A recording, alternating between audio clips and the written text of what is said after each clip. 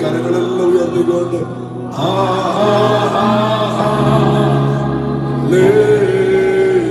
ശബ്ദമുയർത്തി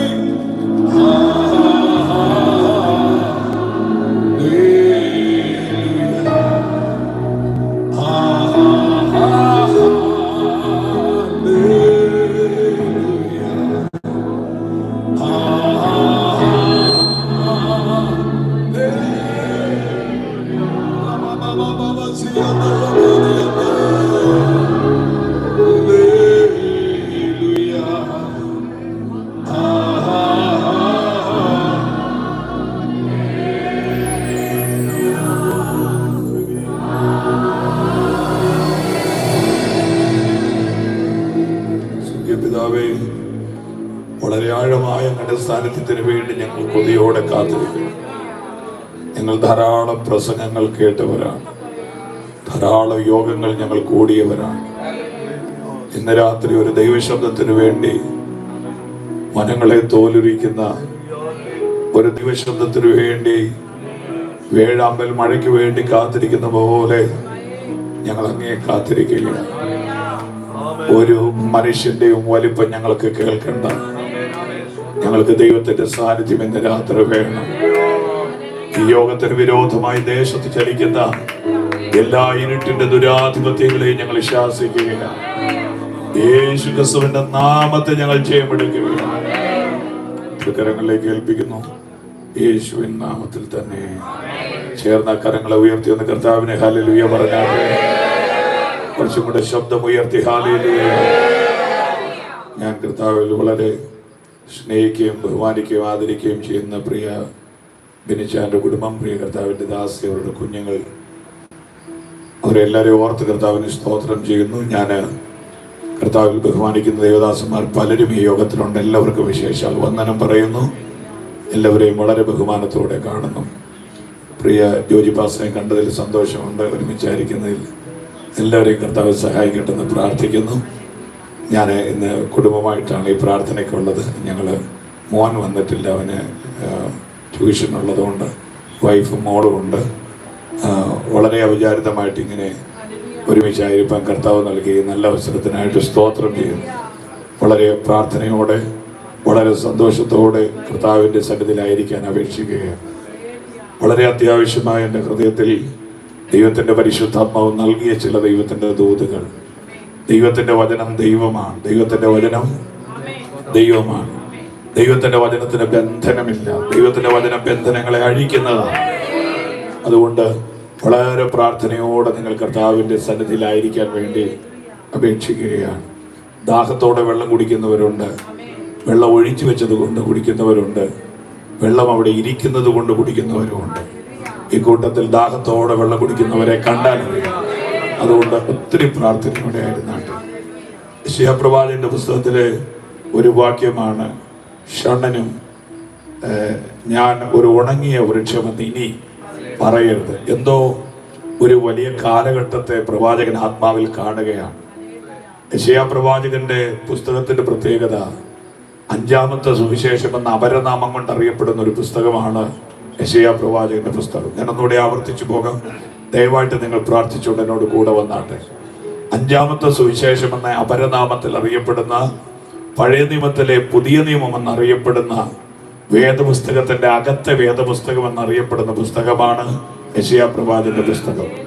ബൈബിളിന് 66 പുസ്തകങ്ങൾ ഉള്ളതുപോലെ യെശയ്യാ പ്രവചനത്തിന് 66 അധ്യായങ്ങളുണ്ട്. ന്യായപ്രമാണ കാലത്തെ പഴയ നിയമ കാലഘട്ടത്തിലെ 39 പുസ്തകം പോലെ യെശയ്യാ പ്രവാചകന്റെ പുസ്തകത്തിലെ 39-ാം അധ്യായം വരെ പറയുന്ന വിഷയത്തിൽ നിന്ന് വിഭിന്നമായിട്ടാണ് 40-ാമത്തെ അധ്യായം നമുക്ക് വേണ്ടി തന്നിരിക്കുന്നത്.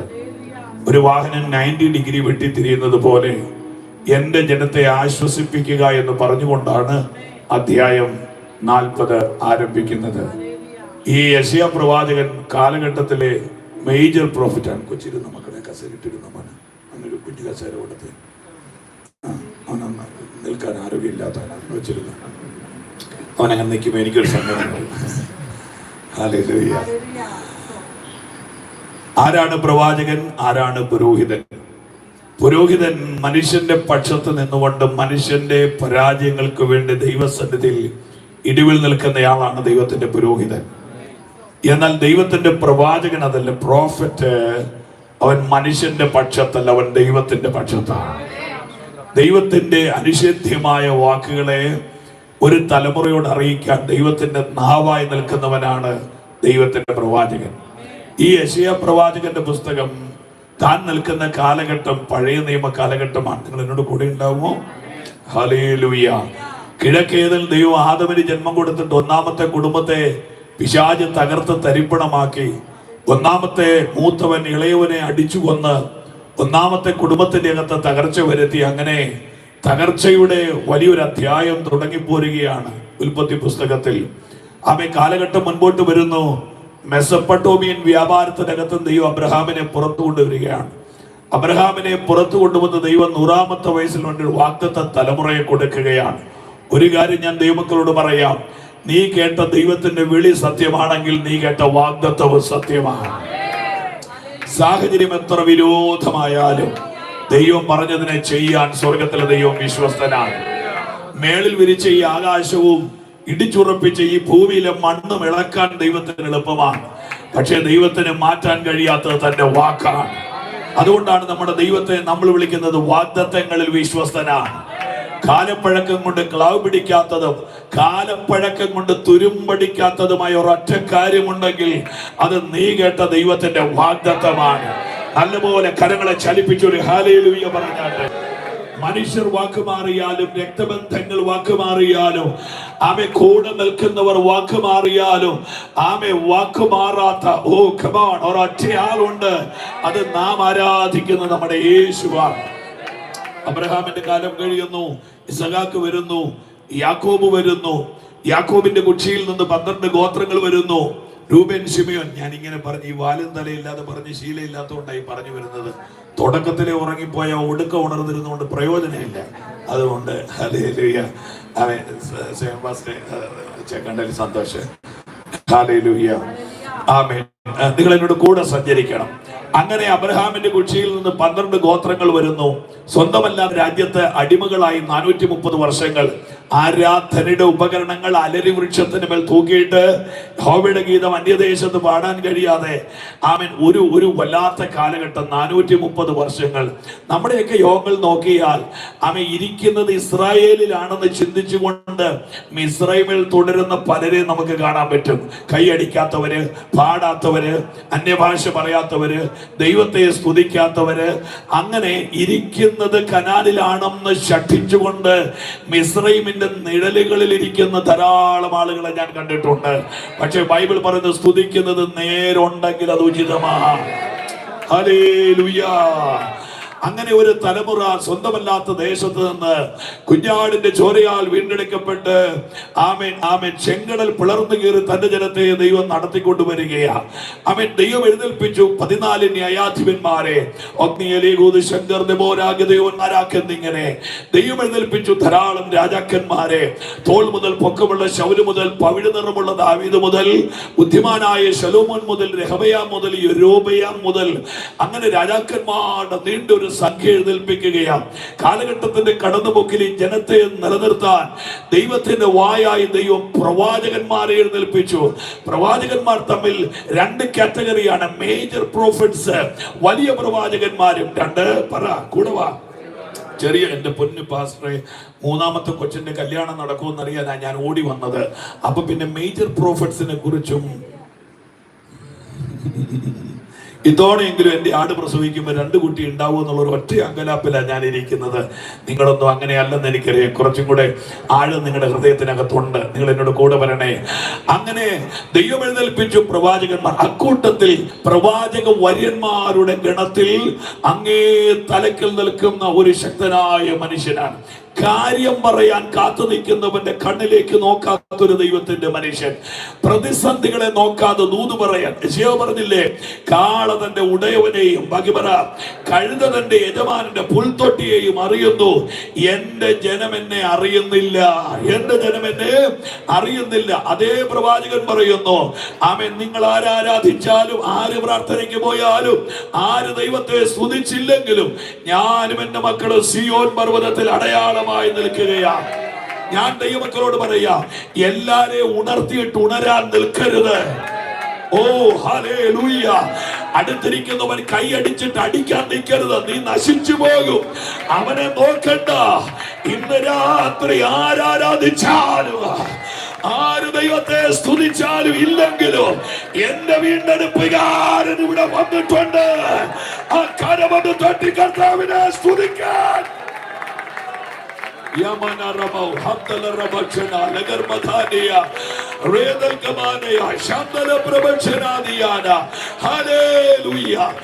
ഇസ്രായേലിന് ഈ പെട്ടകത്തെ വേണ്ടെങ്കിലും ഈ പെട്ടക എന്റെ വീട്ടിൽ ഇരിക്കട്ടെന്ന് പറഞ്ഞു ഓബേദേദോമിനെ പോലെ. പോട്ടെ, പ്രവാചകന്മാരെ ദൈവം എഴുന്നേൽപ്പിച്ചു. യെശയ്യാവ് ശക്തമായിട്ട് പ്രവചിക്കുകയാണ്.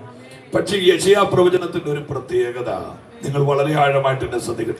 ഈ മനുഷ്യൻ നിൽക്കുന്നത് ഓൾഡ് ടെസ്റ്റമെന്റിലാണ്. പുറകിരിക്കുന്ന ആന്റിമാർ കേൾക്കുന്നുണ്ടോ? അമ്മച്ചിമാരുണ്ടോ? റൈറ്റ്. ആമേൻ. ഈ മനുഷ്യൻ നിൽക്കുന്നത് പഴയ നിയമ കാലഘട്ടത്തിലാണ്. ദൈവദാസന്മാർക്ക് അറിയാം, ആ കാലഘട്ടത്തിൽ നിൽക്കുന്നവരുടെ ദേഹത്തെല്ലാം യാഗങ്ങളുടെ മണമുണ്ടാകും. കാര്യം അവർ നിൽക്കുന്ന കൾച്ചർ അതാണ്. അവർ നിൽക്കുന്ന കൾച്ചർ അതാണ്. ഹോമയാഗവും പാപയാഗവും അകൃത്യയാഗവും ഭോജനയാഗവും. അങ്ങനെ 7 കൂട്ടം വസ്ത്രം ധരിച്ചു നിൽക്കുന്ന പുരോഹിതന്മാർ, ഉള്ളങ്കി നീളങ്കിയും മതലപ്പഴം മണി അരക്കെട്ട് നടുക്കെട്ട് നീലനൂല് തുമ്മർ, അങ്ങനെ കിണ്ണത്തിൽ ചോരയും കൊണ്ട് ആലയത്തിനകത്ത് ശുശ്രൂഷിക്കാൻ കയറുന്ന പുരോഹിതന്മാർ മുതൽ 7 പെരുന്നാൾ മുതൽ ആചാര അനുഷ്ഠാനങ്ങളിൽ കുടുങ്ങി കിടക്കുന്ന ഒരു തലമുറ. ഒറ്റവാക്കിൽ പറഞ്ഞാൽ ലേവ്യ പുസ്തകത്തിനകത്ത് ലിഖിതമായി കൊടുത്തിരിക്കുന്ന അനിഷേധ്യമായ പ്രമാണങ്ങൾ 613 നിയമങ്ങൾ, കൽപ്പലകയിൽ കൊത്തിയ 10 കൽപ്പനകൾ, ഇരിക്കാൻ നിയമം, എഴുന്നേൽക്കാൻ നിയമം, തുമ്മാൻ നിയമം, തുപ്പാൻ നിയമം, നടക്കാൻ നിയമം, ഓടാൻ നിയമം, കല്യാണം കഴിക്കാൻ നിയമം, കഴിച്ചാൽ നിയമം, ആമേൻ, വ്യഭിചാരം ചെയ്താൽ നിയമം, ചെയ്തില്ലെങ്കിൽ നിയമം. അങ്ങനെ നിയമങ്ങൾ, അത് ലോ. ഒരു നിയമത്തിന്റെ അടിയിൽ ഒരു തലമുറ ഇങ്ങനെ കിടക്കുമ്പോൾ പഴയ നിയമ ആരാധന എന്താ? അവരുടെ ആരാധന ആടിന്റെ കഴുത്തുറക്കുന്നു, തോലിരിക്കുന്നു, അതിന്റെ രക്തം കിണ്ണത്തിലെടുക്കുന്നു, മാംസം തുറക്കുന്നു. ആമേൻ. നിങ്ങൾ എന്നെ കേൾക്കുന്നുണ്ടോ? Hallelujah, hallelujah. ഞാനിതൊന്ന് പറഞ്ഞൊന്ന് എത്തിച്ചോട്ടെ. എനിക്ക് ആ ഷണ്ണൻ നിൽക്കുന്നിടത്ത് വരെ വരണമെങ്കിൽ ഞാൻ കുറെ കഷ്ടപ്പെടും. ഹല്ലേലൂയ. ഷണ്ണന്റെ അടുത്ത് വരെ പോകാൻ എനിക്ക് എളുപ്പമാ. ആമേൻ. നിങ്ങളെ ഉണർത്തിക്കൊണ്ട് പോകാനുള്ള എന്റെ പാടാ ഭയങ്കര പാട്. ഹല്ലേലൂയ. സാധാരണ ഈ എല്ലാ യോഗത്തിനും കൂടുതൽ ആരാധിക്കേണ്ട ദൈവദാസന്മാരാ. കാര്യം നമ്മളൊക്കെ സ്റ്റേജ് എഴുന്നേറ്റ് കഷ്ടപ്പെടുന്നവരല്ലേ, അല്ലേ? അല്ലേ? നമ്മൾ സ്റ്റേജിൽ നിന്ന് പ്രസംഗിക്കുമ്പോ കസേര പോലും കൈയടിക്കണമെന്നാ നമ്മുടെ ചിന്ത. പക്ഷെ നമ്മളൊരു യോഗത്തിന് പോയ ടാറ്റ കൊടുക്കത്തേ ഉള്ളൂ. അതാണ് ഞാൻ 30 വർഷമായിട്ട് ഈ ടാറ്റ കാണുക. ഹല്ലേലൂയ. അതുകൊണ്ടൊന്ന് ഞാൻ ഏത് യോഗത്തിന് പോയിരുന്നാലും എന്നെ കൊണ്ട് പറ്റുന്ന പോലെ. പിന്നെ ചിലപ്പോ ഈ ദൂതിനകത്ത് പെട്ട് കിടന്ന് അതൊന്നും നോക്കാനും വായിക്കാനും ഒക്കെ ശ്രമിക്കുമ്പോഴാ ചിലപ്പോൾ കൈയടിക്കാൻ പറ്റും. അല്ലെങ്കിൽ എന്നെ കൊണ്ട് പറ്റുന്നരുത് ഞാൻ ആരാധിക്കാം. അതിന്റെ കാര്യം എന്താണെന്നറിയോ? നാളത്തെ യോഗം നമുക്കുള്ളതല്ലല്ലോ. ഇന്ന് രാത്രി യോഗം കഴിഞ്ഞ് വീട്ടിൽ പോയി രാവിലെ എഴുന്നേക്കാന്നുള്ള ചിന്ത ഒരു സ്വപ്നം മാത്രമാണ്. പിന്നെ ഹല്ലേലൂയ, ആമേൻ. അതുകൊണ്ട് എല്ലാ യോഗം ലാസ്റ്റ് യോഗം എന്നോർത്ത് വേണം കീച്ചാൻ. ഹല്ലേലൂയ പറഞ്ഞാൽ ഹല്ലേലൂയ. എല്ലാ നാമത്തിലും മേലായ നാമം, ഭക്തർ ജന വാഴ്ത്തും നാമം, എല്ലാ മുഴങ്കാലും മടങ്ങിയിടും തിരുമുൻപിൽ വല്ലഭത്വമുള്ള നാമം. എല്ലാ മുഴങ്കാലും മടങ്ങിയിടും തിരുമുൻപിൽ വല്ലഭത്വമുള്ള നാമം. ഓ പാപ പരിഹാരാർത്ഥം പാതകരെ തേടി പാരിടത്തിൽ വന്ന നാമം. പാപമറ്റ ജീവിതത്തിൽ മാതൃകയെ കാട്ടി തന്ന പവനമാ പുണ്യനാ. ഞാൻ ഈ താളത്തിൽ പാടാത്ത കാര്യം എന്താണെന്നറിയോ? താളത്തിൽ പാടിയാൽ നിങ്ങൾ എല്ലാവരുടെ കൈ അടിക്കും. പാപമറ്റ ജീവിതത്തിൽ ആ പാട്ടിന്റെ ഒറ്റ വരി പോലും നിങ്ങൾ ശ്രദ്ധിക്കുക. അതുകൊണ്ടാണ് ഞാൻ ഈ വലിച്ചു പാടുന്നത്. ഞാൻ കഴിഞ്ഞിടയ്ക്ക് ഒരു യുവത്തിന് പോയപ്പോ എന്റെ അടുത്തിരുന്ന് ഒരുത്തം പാടുക കരുത്തനും രാഘവൻ തന്നെ. ഞാൻ അങ്ങനെ ഒരു വരി കേട്ടിട്ടില്ലാത്തതുകൊണ്ട് ഞാൻ കണ്ണു തുറന്ന് അവനെ നോക്കി. അവൻ പിന്നെയും പാടുക കരുത്തേടും രാഘവൻ താൻ. ഞാൻ ചോദിച്ചാരാടാ രാഘവൻ പറഞ്ഞ് പാട്ടിനകത്തുള്ള രാഘവനാന്ന് പറഞ്ഞു. ഞാൻ പറഞ്ഞു അങ്ങനെ ഒരു രാഘവൻ പാട്ടിനകത്തില്ലല്ലോ. ഞാൻ പറഞ്ഞു ഒന്നുകൂടെ പാടുന്ന നോക്കി. പാട്ടൂസ് എടുത്തു കരുത്തേടും രാഘവൻ തന്നെ. ഇവന് ഈ നാളുകളായിട്ട് ഈ രാഘവനുമായിട്ടാണ് ഈ ആത്മാവിലാകുന്നത്. അതുകൊണ്ടാണ് ഞാൻ ഈ വലിച്ചു പാടുന്നത്. അങ്ങനെയെങ്കിലും രണ്ടുപേര് നമ്മുടെ മനസ്സിലെത്തട്ടെന്നാണ്.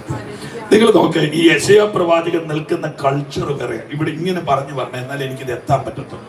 ഞാൻ ഈ തമാശ പറയുന്നത് പോലെ പറയും. പണ്ട് ഒരു സ്കൂളില് ഈ 4-5 വർഷം കൂടുമ്പോൾ കാര്യങ്ങളൊക്കെ ശരിയാണോ നോക്കാൻ വേണ്ടി ഒരാൾ ചെല്ലുമല്ലോ. എന്നെങ്കിലും അങ്ങനത്തെ ഒരാൾ ചെല്ലുമല്ലോ. അദ്ദേഹം ചെന്ന് നടത്തിപ്പ് ശരിയാണോ, കെട്ടിടം ശരിയാണോ, കാര്യങ്ങൾ ശരിയാണോ എന്നൊക്കെ നോക്കി. അപ്പൊ ഒരു സ്കൂളിൽ ചെന്നപ്പോൾ ഒരു ടീച്ചർ പഠിപ്പിച്ചുകൊണ്ടിരിക്കുന്നു, പശു നമുക്ക് പാല് തരുന്നു, പശു നമുക്ക് ചാണകം തരുന്നു, പശു നമുക്ക് മൂത്രം തരുന്നു, അത് വളവാണ്, പശു അങ്ങനെയാണ്, പശു ഇങ്ങനെയാണ്. പുള്ളിക്ക് ഇഷ്ടപ്പെട്ടു. പുള്ളി 5 വർഷം കഴിഞ്ഞ് പിന്നെയും വന്നപ്പോ ഈ സാറ് പിന്നെയും പശുവും ചാണകവും മൂത്രവും പഠിപ്പിച്ചപ്പോൾ അദ്ദേഹം അറിയാതെ ചോദിച്ചു പോയി, നിങ്ങൾക്ക് ഈ പശുവും പാലും മാത്രമേ ഉള്ളോ? അന്നേരം പറഞ്ഞില്ല സാറേ, എനിക്ക് വേറെ കാര്യങ്ങൾ അറിയാം, സാർ ഇവിടെ നിന്നോ, ഞാൻ ഇപ്പൊ പഠിപ്പിക്കാൻ പോകുന്നുണ്ട്. പെട്ടെന്ന് പഠിപ്പിരി മാറ്റി. പുള്ളിക്കാരത്ത് പറഞ്ഞ് തെങ്ങ് നമുക്ക് തേങ്ങ തരുന്നു, തേങ്ങയിൽ നമുക്ക് തൊണ്ട് കിട്ടും, തെങ്ങ് നമുക്ക് ഓല കിട്ടും, ഓലയിൽ ഈർക്കിലി ഉണ്ട്, അതുകൊണ്ട് നമുക്ക് ചൂലുണ്ടാക്കാം. കേട്ടോണേ, തെങ്ങിൽ നമുക്ക് പശുവിനെ കെട്ടാം, പശു നമുക്ക് പാല് തരുന്നു. അപ്പൊ ഈ പുള്ളിക്കാരത്തിനെ എവിടെ കൊണ്ടാക്കിയാലും all roads leads to Rome എന്ന് പറയുന്ന പോലെ കറങ്ങി തിരിഞ്ഞ് പുള്ളിക്കാരത്തി ചാണകത്തിൽ വരും, അല്ലെ പശുവിന്റെ പാല്. ഇതുപോലെ ഈ യെശയ്യാ പ്രവാചകൻ നിൽക്കുന്ന കാലഘട്ടം വേറെയാണ്. പക്ഷെ ഈ മനുഷ്യൻ പറഞ്ഞു വരുന്നതെല്ലാം വേറെ ഒരാളെ കുറിച്ചാണ്. ഓ, നിങ്ങൾ എന്നോട് കൂടെയില്ല. ഈ മനുഷ്യൻ നിൽക്കുന്നത് ആടിന്റെ കഴുത്തിറക്കുന്ന, ആടിന്റെ തോലുരിക്കുന്ന, അതിന്റെ മാംസം നുറുക്കുന്ന, അതിന്റെ മാംസം വെള്ളത്തിൽ കുലുക്കി കഴുകുന്ന, 3.5 അടി പൊക്കമുള്ള യാഗപീഠത്തിൽ വെച്ച് അതിന്റെ മാംസം കത്തിക്കുന്ന അവൻ ഒരു യാഗത്തിന്റെ കാലത്ത് നിന്നുകൊണ്ട് ഈ മനുഷ്യൻ പരമയാഗത്തെ കുറിച്ച് പറയുകയാ.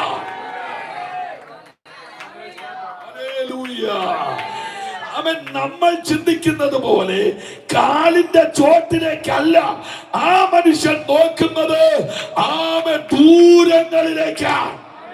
എന്നോട് കൂടെ പറഞ്ഞ കേട്ടി പറയാ, അവൻ പഴയ നിയമ കാലഘട്ടത്തിലെ ആളുകൾ നോക്കുന്നത് സീനായി മലയിലേക്കാണ്. യെശയ്യാവ് നോക്കിയത് കാൽവരി മലയിലേക്കാണ്. Hallelujah, hallelujah, hallelujah. നമുക്ക് പതുക്കെ വായിച്ചു വരാം. മിനിച്ച 3-4 വാക്യങ്ങൾ വായിപ്പിച്ചോണ്ട് കുഴപ്പമുണ്ടോ? ഇത് വായിച്ചു തരുമോ? ഹല്ലേലൂയ. ഒന്ന് വായിച്ചു തുടങ്ങിക്കോളൂ.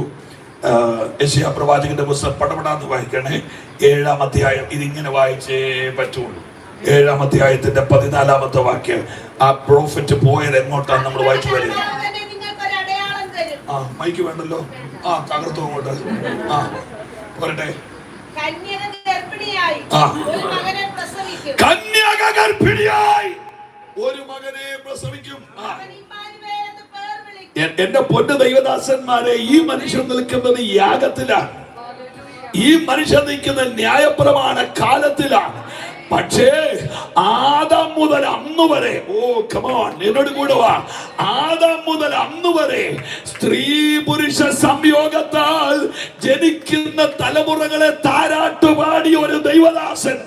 അവൻ സ്ത്രീ പുരുഷ സംയോഗത്താൽ ജനിച്ച തലമുറകളെ താലോലിച്ച ഒരു ദൈവദാസൻ. ആത്മാവിൽ ഒരൊറ്റ ദൂത്, ലോകം ഇതുവരെ കാണാത്തൊരു ജനനം. ഹല്ലേലൂയ. ലോകം ഇതുവരെ കാണാൻ ഒരു ഹല്ലേലൂയ പറ.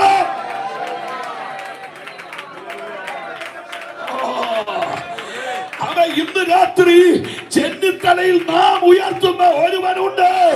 ആരും ജനിച്ചതുപോലെ അല്ലവൻ ജനിച്ചത്, ആരും വളർന്നതുപോലെ അല്ലവൻ വളർന്നത്, ആരും മരിച്ചതുപോലെ അല്ല അവൻ മരിച്ചത്, ആരും ഉയർത്തതുപോലെ അല്ല അവൻ ഉയർത്തത്. ഈ ലോകത്തിലുള്ളവരെല്ലാം പോകാൻ വേണ്ടി വന്നവരാണ്, അവൻ മാത്രം പോകാൻ വേണ്ടി വന്നവനല്ല, പോയച്ചു വരാൻ വേണ്ടി പോയവരാ. ആ കടമ ഉയർത്തിയത്. ഹല്ലേലൂയ. എന്റെ പ്രിയപ്പെട്ടവരെ, നിങ്ങളുടെ മക്കൾ അമേരിക്കയിലോ, നിങ്ങളുടെ മക്കൾ അയർലൻഡിലോ, നിങ്ങളുടെ മക്കൾ UK-യിലോ, നിങ്ങളുടെ മക്കൾ ജർമ്മനിയിലോ, സ്വീഡനിലോ, സ്വിറ്റ്സർലൻഡിലോ, മിഡിൽ ഈസ്റ്റിലോ എവിടെയെങ്കിലും ആയിക്കോട്ടെ, നമ്മുടെ ആശ്വാസത്തിന് വേണ്ടി ബെന്നിച്ചാന്റെ കൈ പിടിച്ച് വെച്ച് അടുത്തയാഴ്ച യുദ്ധം തീരും, അതിന്റെ അടുത്തയാഴ്ച സമാധാന കരാർ ഉണ്ടാകും. ട്രംപ് എത്ര ടെമ്പർ ഉണ്ടാക്കിയാലും ഈ യുദ്ധം തീരിയല്ല. കണ്ടോ അല്ലേലിയ കിടന്ന് വലിയ കണ്ടോ. ഹല്ലേലൂയ. കടലിടുക്ക് തുറക്കുമെന്നോ ഡീസലിന്റെ വില കുറയുമെന്നോ ഇതെല്ലാം നേരെയാകുമെന്ന് ചിന്തിച്ചെങ്കിൽ നിങ്ങൾ ജീവിക്കുന്നത് മൗഢ്യ സ്വർഗത്തിലാണ്. 2 വർഷത്തിന് മുമ്പ് ഉക്രൈന് നേരെ റഷ്യ തുടങ്ങി വെച്ച യുദ്ധം എന്താ തീരാത്തത്? അവൻ 4 ദിവസം കൊണ്ട് ഇറാനെ തറപറ്റിച്ച് ആ തറ ഞങ്ങൾ മെഴുകുമെന്ന് പറഞ്ഞിട്ട് എന്താ മാസങ്ങളായിട്ട് ഒന്നും നടക്കാത്തത്? നാട്ടുകാരെ, ഒരു യുദ്ധവും തീരാൻ പോകുന്നില്ല. കാരണം ഒരു രാജാവ് നീതിയോടെ വാഴാൻ ആ കരമൊന്ന് ഉയർത്തിയൊരു ഹല്ലേലൂയ. ഇനി നടക്കാൻ പോകുന്ന ഏറ്റവും വലിയ സംഭവം യേശുവിന്റെ മടങ്ങി വരവാ.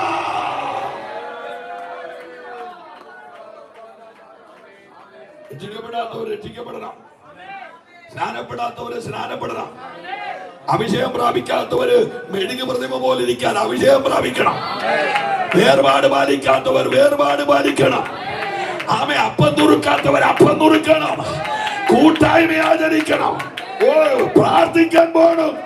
ഉഴപ്പ് മാറ്റിക്കോ. കിഴക്ക് നിന്ന് പടിഞ്ഞാറോളം മിന്നൽ വരുന്നത് പോലെ മനുഷ്യപുത്രന്റെ വരവ് നടക്കാൻ പോകയാ. അക്കരമുയർച്ചൊരു ഹല്ലേലൂയ. യേശു വരുന്നു. ഇതൊക്കെ പ്രസംഗിക്കാൻ ഞങ്ങളെ പോലെ കുറെ പൊട്ടന്മാരുണ്ട് ഇവിടെ. ഞാൻ കഴിഞ്ഞ ദിവസം ഒരു സഭയിൽ പോയി എന്റെ തൊണ്ട കാറി 40 മിനിറ്റ് യേശുവിന്റെ വരവ് പ്രസംഗിച്ചു. ആകെ അല്ലേലിയ പറഞ്ഞ 4 പേരാ. ആകെ അല്ലേലിയ പറഞ്ഞ 4 പേരാ. എനിക്ക് മനസ്സിലായി യേശുവിന്റെ 2ാം വരവ് പ്രസംഗിച്ച് ഈ കൂട്ടായ്മയെ രക്ഷപ്പെടാൻ പറ്റുകയാണ്. പെട്ടെന്ന് ഞാൻ ദൂതി നിന്നിക്കെട്ടിട്ട് തിരിച്ചേച്ചാ പറഞ്ഞു, ചില തലമുറകളെ കർത്താവ് തൊടാൻ പോകുന്നു പറഞ്ഞപ്പോ 46 പേര് ഫാനെ തൂങ്ങിക്കിടക്കുക.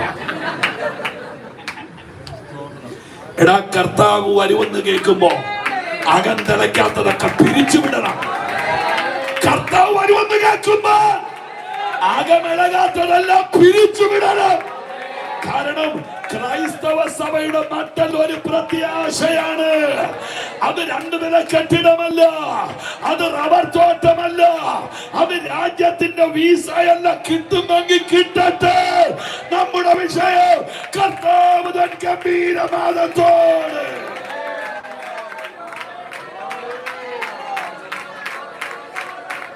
നല്ലപോലെ ഒന്ന് കൈയടിച്ചാൽ അതിക്കോട്ടെ.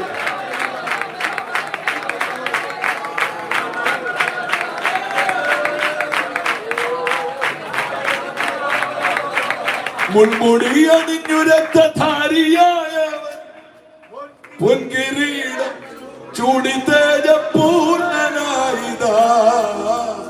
മുൾമുടി അണിഞ്ഞു രക്തധാരിയായവൻ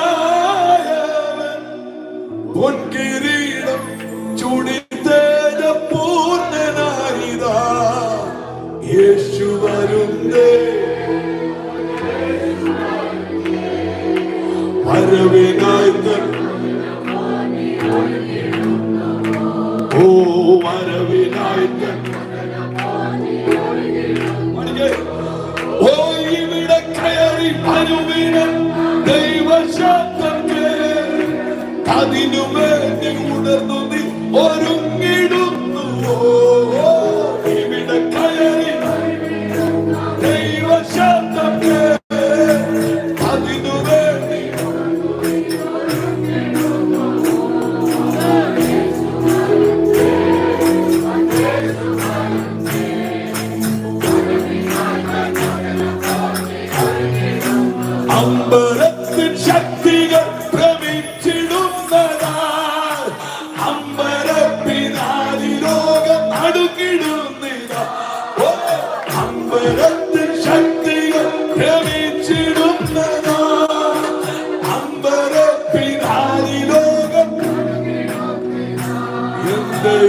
യേശു വരുന്നേ.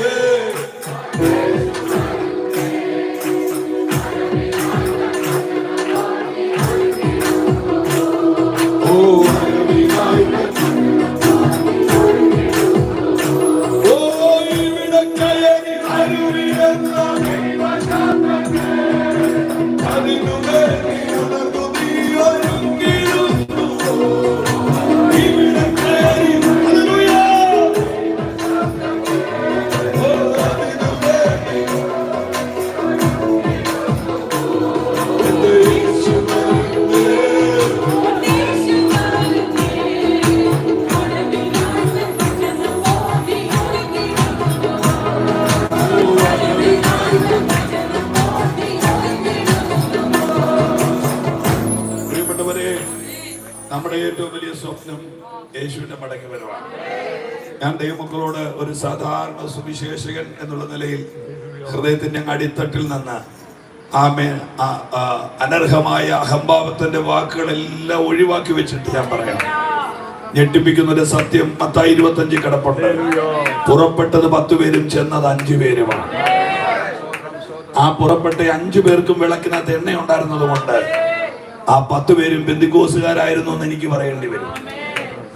ഒന്നുകൂടെ ഞാൻ പറയട്ടെ, പുറപ്പെട്ട 10 പേരുടെയും വിളക്കിനകത്ത് എണ്ണ ഉണ്ടതുകൊണ്ടും കത്തലുള്ളത് കൊണ്ടും 10 പേരും പെന്തിക്കോസുകാരായിരുന്നു എന്ന് എനിക്ക് പറയേണ്ടി വരും. അപ്പോൾ കൈയടിച്ച് കസേരി ഓടിക്കുന്ന 5 പേര് ഇവിടെ കിടക്കും എന്നുള്ളത് ഭയമുണ്ടാക്കുന്ന ഒരു വാർത്തയാണ്. ഒരുങ്ങാൻ പറ്റുമെങ്കിൽ ഒരുങ്ങിക്കോ, നേരെയാകാൻ പറ്റുമെങ്കിൽ നേരെയായിക്കോ. കർത്തൃമേശ എടുക്കാൻ കൈക്ക് ആരോഗ്യം മതി. എടുക്കുന്ന കർത്തൃമേശ വിശുദ്ധിയുടെ ലക്ഷണമാണെന്ന് ആരും തെറ്റിദ്ധരിക്കണ്ട.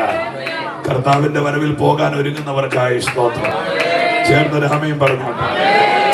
നമുക്ക് ഈ ദൂതിന്റെ ഗൗരവത്തിലേക്ക് വരാം. ആമേൻ. 7-ാം അധ്യായം നിങ്ങളെ വാക്യങ്ങൾ ഓർമ്മ വെച്ചിരുന്നെങ്കിൽ നന്നായിരുന്നു എന്ന് ഞാൻ ചിന്തിക്കുന്നു. 7:14 കന്യക ഗർഭിണിയായി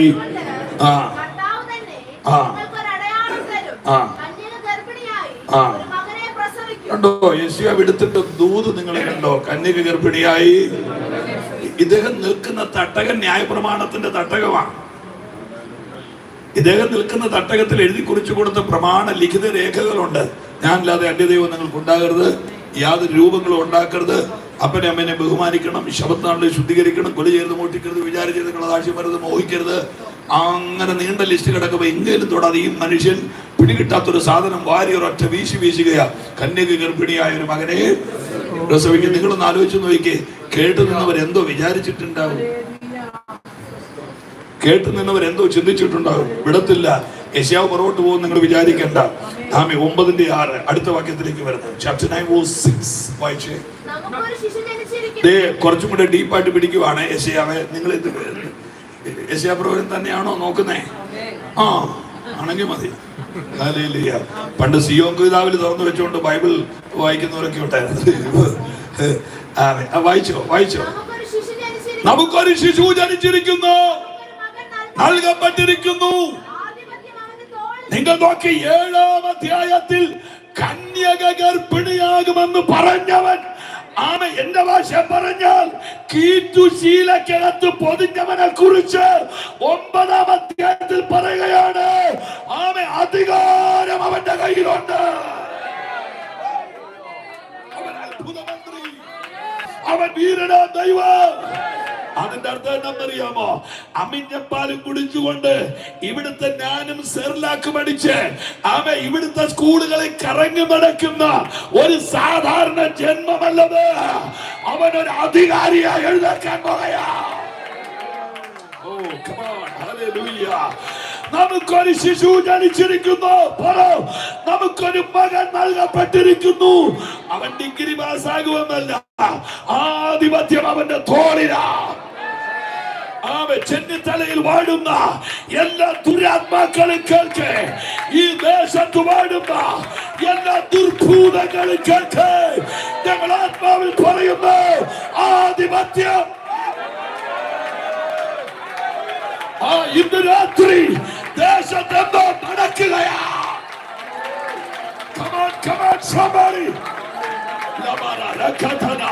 നിന്റെ വീടിനോട് പോരാടുന്ന ദേശത്തെ കുടിയിരുപ്പുകൾ, നിന്റെ വീടിനോട് പോരാടുന്ന പൈശാചിക മണ്ഡലങ്ങൾ പേടിക്കണ്ട. ആധിപത്യം ആരാധിക്കാമെങ്കിൽ ആരാധിക്കാൻ, സ്തുതിക്കാമെങ്കിൽ സ്തുതിക്കാൻ. ആധിപത്യം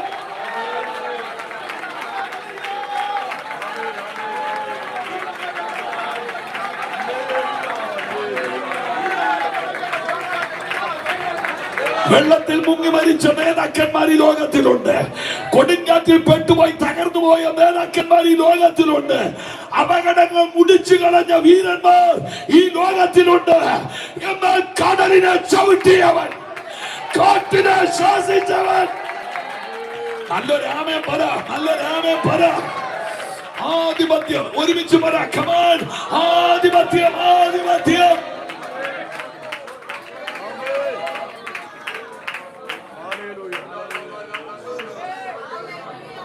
ആധിപത്യം അവന്റെ തോളിലിരിക്കുവൻ അത്ഭുത മന്ത്രി.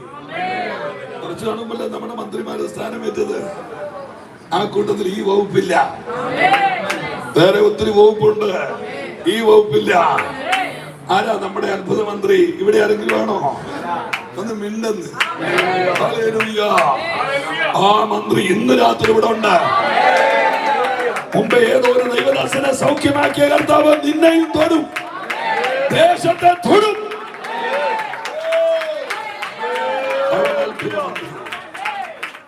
അവൻ അത്ഭുതമാണ്. പോകാൻ പറ്റുകയില്ല. നിങ്ങൾ ഇത്തരം കാര്യം കേട്ടായിരുന്നോ? കേട്ടോ? കേട്ടോ? ഒന്ന്, കന്യക ഗർഭിണിയാകും, വിട്ടില്ല, കലപ്പതാത്തി പിടിച്ചു, നമുക്കൊരു ശിശു ജനിച്ചിരിക്കുന്നു. അവൻ അത്ഭുത മന്ത്രി. ആധിപത്യം അവന്റെ തോളിലാണ്. പുറകോട്ട് പോവാ, മുമ്പോട്ട് പോവാ. 11:1. എന്നാൽ അതിന്റെ അർത്ഥം എന്താണെന്നറിയാമോ? പോസ്റ്റ് ഓഫീസും പോസ്റ്റൽ അഡ്രസ്സും ഇല്ലാതെ ദ്രോവിൽ നിന്ന് വീണ് കിട്ടിയതല്ല. അവന് പറയാനൊരു പാരമ്പര്യമുണ്ട്. അവൻ ഇറങ്ങി വന്നത് ഈശായിയുടെ കുറ്റിയിൽ നിന്നാ. ഓ, നിങ്ങൾ എത്ര പേര് ആമേൻ പറയുന്നുണ്ട്? ഈശായിയുടെ വീട്ടിലെ 8 മക്കൾ ഒരുത്തൻ ഇളന്നിണ്ടയിലിരുന്ന് ചട്ടിക്കകത്ത് കഞ്ഞി കുടിക്കുന്നുണ്ട്. സ്വന്തം അമ്മയ്ക്ക് ഇത് ഞാൻ പെറ്റതാണെന്നും ജനിപ്പിച്ച അപ്പനത് എന്റെ മകനാണെന്നും പറയാൻ മടിയുള്ള ഒരു പാവം, പവിഴ നിറമുള്ള പൊക്കം കുറഞ്ഞ കരിമ്പാറ കുന്നിലിരുന്നു കൊണ്ട് അവ കിന്നരത്തിൽ പാട്ടുപാടുന്ന 4 കാലും വാലുമുള്ള ആടിനെ മേയ്ക്കുന്ന, കേറി വരുന്ന സിംഹത്തെ പഴം തുണി പോലെ കീറുന്ന,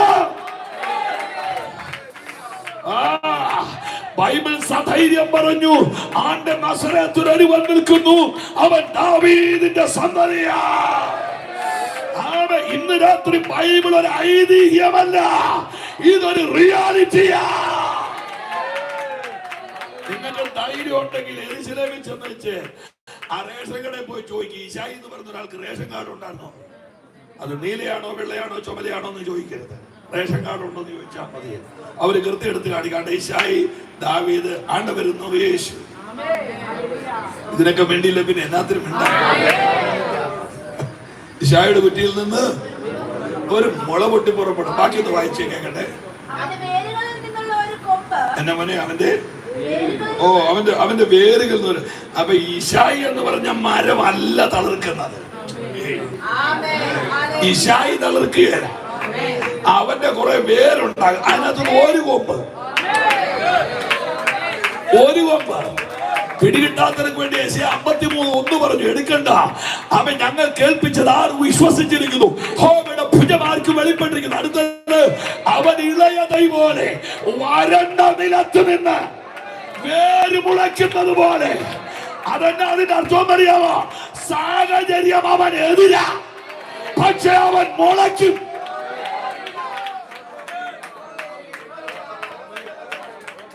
ഭരണകൂടം അവൻ എതിരാ. ഞാൻ ഈ കഴിഞ്ഞ ദിവസം ആരോട് പറഞ്ഞു, പരീക്ഷ എഴുതാൻ കൊതിയോട് പോയ കുറെ കുഞ്ഞുങ്ങൾക്ക് ചോദ്യപേപ്പറിന്റെ ചോർച്ച അവരുടെ നെഞ്ചിനകത്തുണ്ടാക്കിയ ആഘാതം 17-18 കുഞ്ഞുങ്ങളുടെ മരണത്തിലേക്ക് അവർ ചൂണ്ടുപോയത്. 17 കുഞ്ഞുങ്ങളുടെ താടിവട്ടം കിട്ടിയ, മൂക്കിനകത്ത് പഞ്ഞി തിരികിയ നിശബ്ദമായ ശരീരം അവൻ ചിലരുടെ മനസ്സിൽ വിപ്ലവമായി മാറി.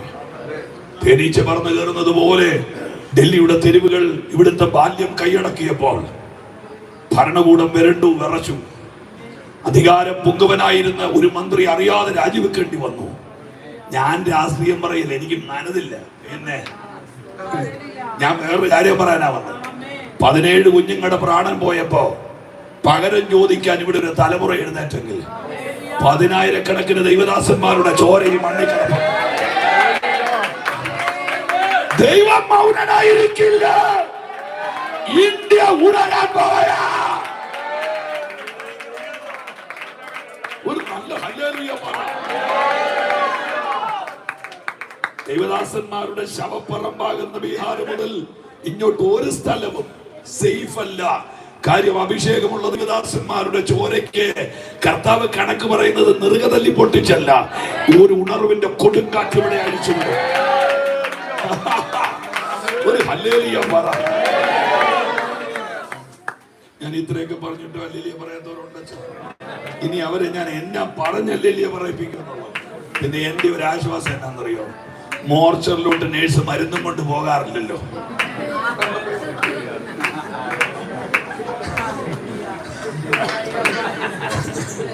അച്ഛാ, പേഷ്യൻസ് കിടക്കുന്ന 450 മുറിയുണ്ട് ആശുപത്രി. എല്ലാ മുറിയിലും നേഴ്സ് മരുന്നും കൊണ്ടുപോകും.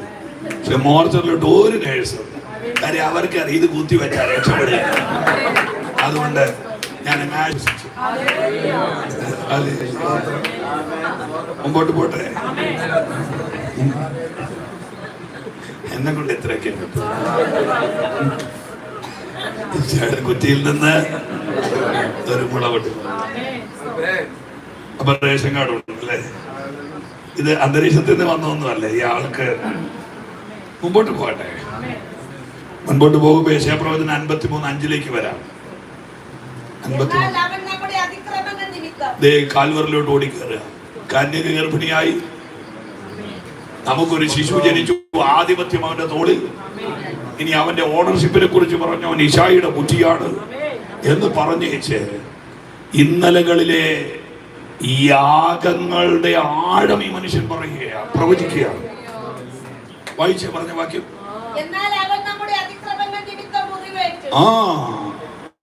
നമ്മുടെ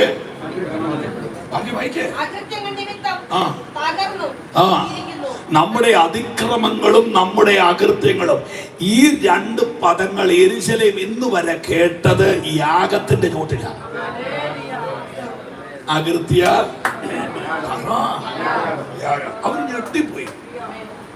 4 കാലും വാലുമുള്ള ഒരാടിന്റെ കഴുത്ത് വെട്ടി പ്രാണൻ പിടഞ്ഞ് തോലുരിച്ച് മാംസം നുറുക്കി യാഗപീഠത്തിൽ ചുമന്ന് കെറ്റി കത്തിച്ച് ശൂലം കൊണ്ട് കുത്തിമറിച്ച് വേവിച്ച് അങ്ങനെ യാഗം നടത്തിയ ആളുകൾ യെശയ്യാവ് ഒരൊറ്റ പ്രവചനം പറയുകയാ.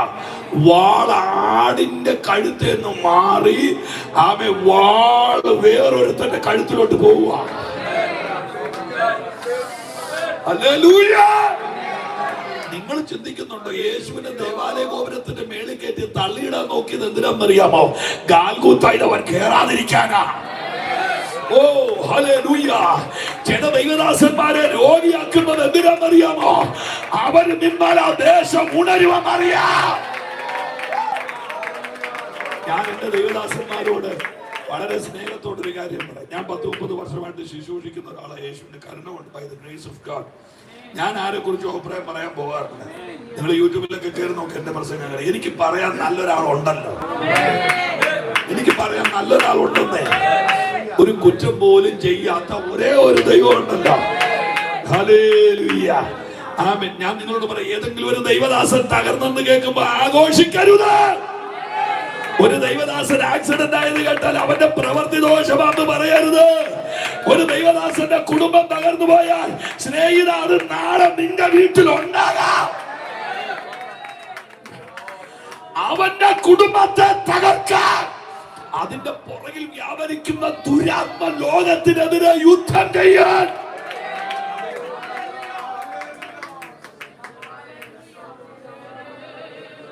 ഞാൻ പറഞ്ഞത് മനസ്സിലായി കാണുമായിരിക്കും. എല്ലാരും ഒന്ന് ജഡ്ജ് ചെയ്യുക. ഞാൻ അന്നേ പറഞ്ഞില്ല, എന്നാ പറഞ്ഞെന്ന് ഇയാൾ എന്താ പറഞ്ഞെന്ന്. സ്വന്തം ഭാര്യ വീട്ടിൽ നിന്ന് ഇറങ്ങിപ്പോയിട്ട് രാത്രി ഉറങ്ങാൻ കഴിയാതെ ഭ്രാന്തനെ പോലെ നെഞ്ചു തിരുമിയിരിക്കുന്ന ഒരു പാസ്റ്ററെ നോക്കി നിങ്ങൾ എന്നാ കമന്റ് പറയാനാ? നാളെ ഇയാളുടെ ഭാര്യ പോകുകയെന്ന് ഉറപ്പുണ്ടോ?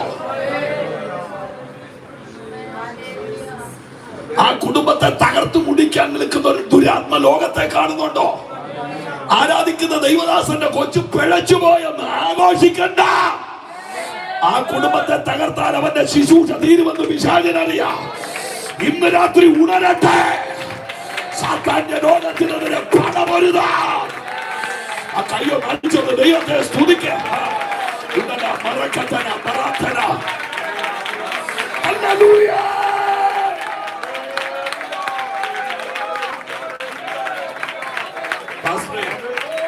ഒന്ന് അന്വേഷിച്ച് നോക്ക് പാസ്റ്ററെ. നമ്മുടെ ദൈവദാസന്മാർ നല്ലൊരു പങ്ക് ഓപ്പൺ കാട്ട് കഴിഞ്ഞിരിക്കുക.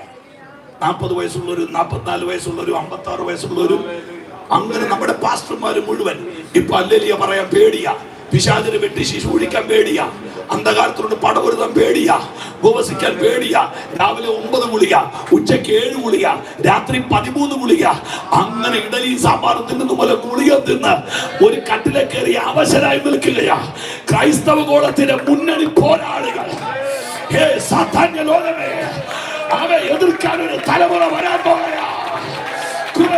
ആരാധിച്ചു തുടങ്ങിക്കോ.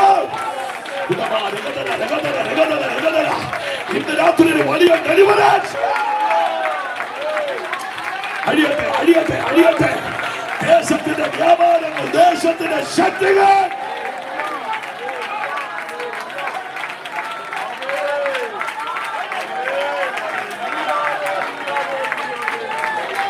അഭിപ്രായം പറയരുത്. പറ്റുമെങ്കിൽ ഒരു വാക്ക് പ്രാർത്ഥിക്കവർക്ക് വേണ്ടി. നമുക്കുള്ള കുഴപ്പമെന്നറിയോ? അങ്ങാപ്പുറത്തെ വീട്ടിലെ കൊച്ചു ഒളിച്ചോടിപ്പോയാൽ പറയും വളർത്തു ദോഷമാണ്. നമ്മുടെ കൊച്ചു ഓടിപ്പോയാൽ പറയും ശത്രുവിന്റെ പോരാട്ടമാണ്. ഇതെന്തിനാ ഇങ്ങനെ പ്ലേറ്റ് മാറ്റി കളിക്കുന്നേ? ഉണ്ട് ഇതിന്റെ പുറത്തൊരു ലോകം, ഉണ്ട് ഇതിന്റെ പുറത്തൊരു വ്യാപാരം. കാര്യം ഒരു ദൈവദാസനെ തകർത്താൽ ഒരു ദേശത്തെ ശുശ്രൂഷ തകർക്കാം. ഒരു അഭിഷിക്തന്റെ വായ അടച്ചാൽ യേശുവിന്റെ നാമത്തിന് സാധ്യത. ഇന്ന് രാത്രി കൃപയുള്ളവർ ഉണരെ, അഭിഷേകം ഉള്ളവർ ഉണരെ.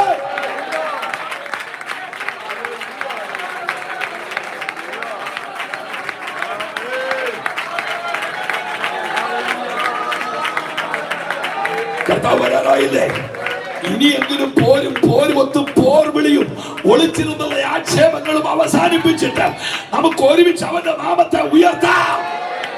അവൻ തകർന്ന ചിലർക്ക് കൈവടിക്ക്, ചിലരുടെ മുറിവുകേറ്റ്.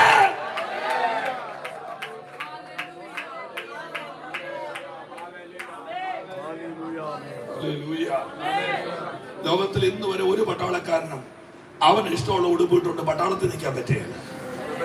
കേട്ടില്ല? എനിക്ക് ചുമലയും പച്ച ഇഷ്ടം, നീ വീട്ടിൽ ഇരുന്നു. പട്ടാളത്തിൽ പോയോ അവിടുത്തെ യൂണിഫോം. എനിക്ക് ഇതിനൊക്കെ വലിയ തോക്ക് മേടിക്കാൻ കാശുണ്ട്. പട്ടാളത്തിലാണോ? ഗവൺമെന്റിന്റെ തോക്ക്. കേട്ടില്ല? കൃപയാലല്ലേ? ഒന്നിന്മാർവോട് ചേരട്ടെ ഞാൻ യേശുനാഥ, ഇന്നേരം നീയാണ് എല്ലാമെല്ലാം, ഇന്നുമെന്നും എൻ പിതാവ്. ഞാൻ അകന്നാൽ നീ അകലില്ല, ഞാൻ മറന്നിട്ടു സ്നേഹിച്ചു നീ. ഞാൻ അകന്നാൽ നീ അകലില്ല,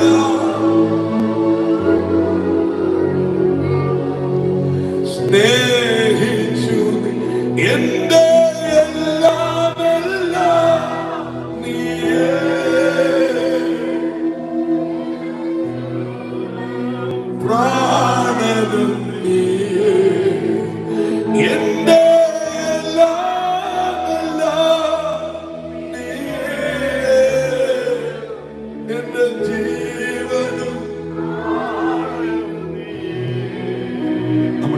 സഹോദരന്മാർക്ക് വേണ്ടി പ്രാർത്ഥിക്കാം. എന്റെ ദേവദാസന്മാരെ, ഞാൻ നിങ്ങളിലൊക്കെ ഏറ്റവും ചെറിയവനാണ്. വളരെ ആഴമായ വിനയത്തോടെ ഞാൻ ചോദിക്കട്ടെ, ഒരു ന്യായാധിപ സംഘത്തിന്റെ മുമ്പിലോ ഒരു മഹാപുരോഹിതന്റെ മുറ്റത്തോ ഇരുന്ന് അരിച്ചുകുത്തി പ്രാഗിയ ഒരു മനുഷ്യനുണ്ട്. അരിച്ചുകുത്തി പ്രാഗുവായ യേശുവിനെ അവൻ 3 തവണ ആവർത്തിച്ച് പ്രാഗിയിട്ടും അവന്റെ കൊടുത്ത ദൈവരാജ്യത്തിന്റെ താക്കോലേശു തിരിച്ചു മേടിച്ചില്ല. നിങ്ങൾ കേട്ടുമില്ല. പിന്നെ കാത് മുട്ടിക്കുന്ന രീതിയിൽ അരിച്ചു കുത്തി പ്രാഗി 3 ആവർത്തി. എന്റെ താക്കോലിഞ്ഞിട്ട് താടാതെ യേശു പറഞ്ഞില്ല. ഇരുന്ന് പ്രാകുന്നവനെ ലോകം കാണുമ്പോൾ മാളിക മുറിയിൽ എഴുന്നേറ്റ് നിന്ന് പ്രസംഗിക്കുന്നവനെയാ യേശു കാണുന്നത്.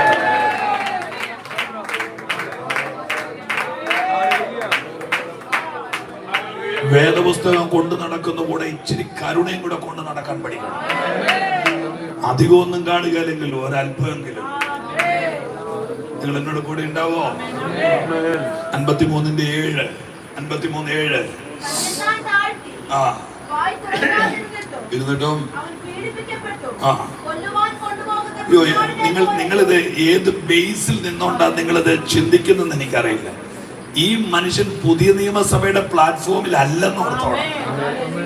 ദേവാസന്മാരോട് കൂടെ ഉണ്ടോ? നിങ്ങളൊക്കെ എത്ര ആഴമായിട്ട് വചനം ശിശു പിടിക്കുന്നവരാ. അദ്ദേഹം നിൽക്കുന്ന തട്ടകം ഏതല്ല, ന്യൂ ടെസ്റ്റമെന്റ് പുൾപിറ്റ് അല്ല. പഴയ നിയമത്തിൽ നിന്നുകൊണ്ട് പറയൂ, അവൻ വായ തുറക്കാതിരുന്നിട്ടും ന്യായപ്രമാണത്തിൽ ഏത് ആടിന്റെ കഴുത്ത് വെട്ടിയിട്ടുണ്ടോ ആടെല്ലാം കാറിയിട്ടുണ്ട്. വായ തുറക്കാത്തൊരാട് വരുന്നു. പോട്ടെ, നിങ്ങൾക്ക് 53:9 53:9 അവന്റെ വായിൽ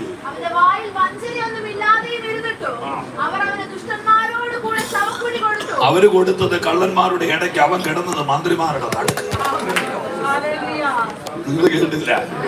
അവര് കിടത്തിയത്, അവര് കൊടുത്തത് കള്ളന്മാരുടെ ഇടയ്ക്ക്, അവൻ പോയി കിടന്നതോ നിന്റെ തലമുറ മുടിഞ്ഞ് മുക്കോണം എടുക്കുമെന്ന് പ്രാഗിയവരുടെ നടുക്ക്.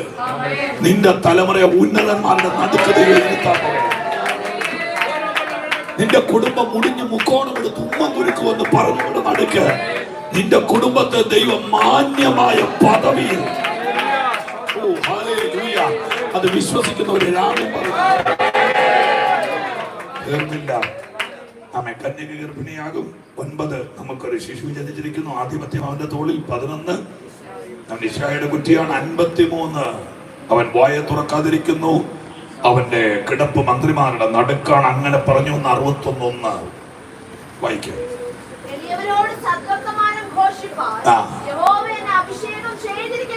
ഒരു കാലഘട്ടത്തിലെ വേദന സദ്വർത്തമാനമായി മാറുന്നു. ക്രൂശിലെ യാതന പ്രസംഗമായി മാറുന്നു. പണ്ട് ദാവീദ് ഒരു ചോദ്യം ചോദിച്ച, കർത്താവേ, നീ എന്തിനാ ഈ നശിച്ച സിംഹത്തെ എന്റെ നേരെ വിട്ടത്? ഈ ഒടുക്കത്തെ കരടി എന്തിനാ എന്റെ നേരെ വന്നത്? ദൈവം മറുപടി പറഞ്ഞില്ല. കുറെ നാൾ കഴിഞ്ഞപ്പോ ശൗലിന്റെ മുമ്പിൽ ചെന്നപ്പോ അന്നത്തെ പോരാട്ടം ഇന്നത്തെ സാക്ഷ്യമായി. ചിലരോട് പറയുന്നു, നിങ്ങൾ ഇന്ന് അനുഭവിക്കുന്ന വേദന നാളത്തെ സാക്ഷ്യമാകാൻ പോകും. വിശ്വസിക്കുന്നവരുണ്ടെങ്കിൽ ഹല്ലേലൂയ. ഇന്നത്തെ വേദന നാളത്തെ സാക്ഷ്യം. നിന്റെ തലമുറ അനുഭവിക്കുന്ന ഇന്നത്തെ ദുഃഖം നാളത്തെ സാക്ഷ്യമായി മാറാൻ പോവുകയാണ്. നിന്റെ സഭ നേരിടുന്ന ഇന്നത്തെ പ്രോബ്ലം നാളത്തെ സാക്ഷ്യമായി മാറാൻ പോവുകയാണ്. ഇപ്പൊ നിങ്ങൾക്ക് മനസ്സിലായോ? പഴയ നിയമത്തിലെ പേന കൊണ്ടായി എഴുതിയെങ്കിലും പുതിയ നിയമത്തിന്റെ അക്ഷരങ്ങളായി ഇറങ്ങിയത് മുഴുവൻ. ഒന്നുകൂടെ പറയട്ടെ, നിങ്ങളൊന്ന് സന്തോഷത്തോടെ എന്നോട് കൂടെ വരാമോ? എഴുതിയത് പഴയ നിയമത്തിലെ പേന കൊണ്ടാ, പക്ഷെ ഇറങ്ങി വന്ന അക്ഷരമല്ല ന്യൂ ടെസ്റ്റമെന്റ്. അങ്ങനെയാണെങ്കിൽ യെശയ്യാ പ്രവചനത്തിന്റെ അകത്ത് അങ്ങനെ തലമുക്കി നിൽക്കുന്നത് ഒരുതരം ക്രിസ്റ്റോളജി ആണെങ്കിൽ, ക്രിസ്തു ശാസ്ത്രമാണെങ്കിൽ, ക്രൈസ്റ്റ് ഓറിയന്റഡ് ആണെങ്കിൽ, ക്രൈസ്റ്റ് ആണെങ്കിൽ, ഇനി നമുക്ക് നമ്മുടെ കുരുവാക്യത്തെ കയറി തൊട്ടേക്ക് പ്രാർത്ഥിക്കാം. 56 വന്നപ്പോ ക്രൂശിന്റെ പിൻപിൽ 53 ക്രൂശ് ഉയർന്നു. എന്റെ ഈശോയെ, 53 ക്രൂശ് ഉയർന്നു. 56 വന്നപ്പോൾ പ്രവാചകൻ റിമൈൻഡ് ചെയ്തു, ഇനി അന്യജാതിക്കാരനെ യഹോവ എന്നെ വേർപെടുത്തുമെന്ന് പറയരുത്. അതിന്റെ അർത്ഥം എന്നറിയോ? ക്രൂശ് ഉയർന്നു കഴിഞ്ഞാൽ അന്യജാതിക്കാരൻ അകത്ത് വരാം.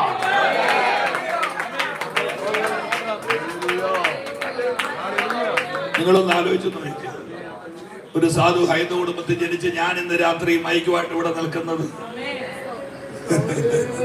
ക്രൂശ് ഉയർന്നുകൊണ്ടല്ലേ? ഉലകസ്ഥാപനത്തിൻ മുൻപുള്ള നിങ്ങൾ പറഞ്ഞ ഞാൻ ശാന്തമായിട്ട് പഠിക്കണം. നിങ്ങളത് വലിയ പ്രശ്നമാക്കണ്ട. തിരഞ്ഞെടുത്തവൻ നമ്മെ തിരുമുൻപിൽ വസിപ്പാൻ ഉലകസ്ഥാപനത്തിൽ മുൻപുളവായൊരൻ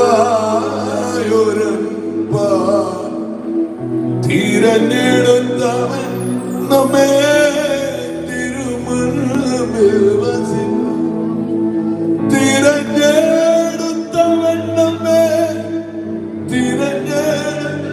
അവൻ നമ്മെ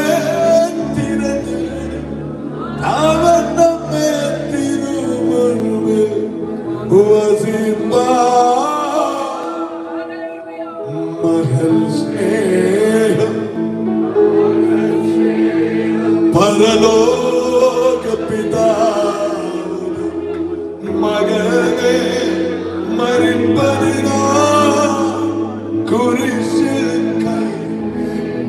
ക്രൂശിന്റെ തണലിൽ നിന്നുണ്ട്. ക്രൂശിന്റെ തണലിൽ നിന്നുണ്ട് യെശയ്യാ ഒരു ദൂത് വിളിച്ചു പറഞ്ഞു, ഞാൻ ഉണങ്ങിയ മരമെന്ന് ഇനി ഷണ്ണൻ പറയരുത്. ചേർന്ന് പറഞ്ഞാട്ടെ എന്ന് പറഞ്ഞ സമൂഹത്തിൽ ശാപഗ്രസ്തനായി ജീവിച്ച ഒരു ഷണ്ണനെ കുറിച്ച് ബൈബിൾ പറയുകയാ.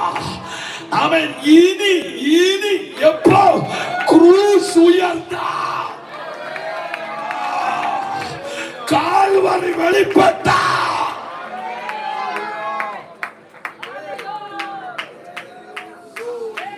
പുസ്തകം നമ്മെ പഠിപ്പിക്കുന്ന 3 ടൈപ്പ് ഷണ്ണന്മാരുണ്ട്. വായിക്കണോ? വായിച്ചോ. മത്തായി സുവിശേഷം 19-12. അത് എല്ലാവരും എടുക്കണമെന്നില്ല, പെട്ടെന്ന് വായിച്ചിട്ട് പെട്ടെന്ന് തന്നെ നോക്കിക്കോ.